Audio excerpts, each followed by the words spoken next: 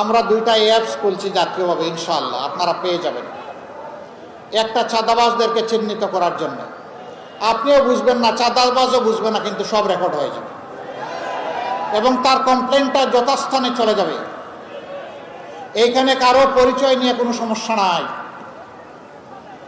বিষয়টা একেবারেই অটোমেটাইজড, ভয়ের কোনো কারণ নাই। আর ভয় যদি থাকেও সেই ভয়কে আমরা জয় করব ইনশাআল্লাহ। 2 নম্বর অ্যাপস হচ্ছে আপনার এলাকার সমস্যার কথা। এটা আপনি অ্যাপস আপলোড করে আপনি পৌঁছে দিতে পারবেন, কারো দুয়ারে গিয়ে আপনাকে ঘুরতে হবে না ইনশাআল্লাহ। যার দরবারে পৌঁছবে এখন তার দায়িত্ব হবে এসে আপনার খবর নেওয়া। তিনি আসতে পারলে ভালো, না হয় তার মানুষ পাঠিয়ে খবর নেবেন, তাকে সেই দায়িত্ব পালন করতে।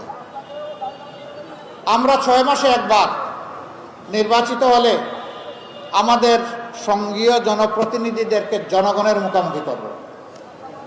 তারা খোলা মনে জানতে চাইবেন তাদের অধিকার কোথায় লঙ্ঘন করা হয়েছে, কেন করা হয়েছে, কেন তাদের এই দাবিটা মানা হচ্ছে না, সমস্যা কোথায়, দেরি হচ্ছে কেন, অথবা হচ্ছে না কেন, এটা জানার অধিকার তাদের থাকবে। আমরা ইশতেহারে যে সমস্ত কথা বল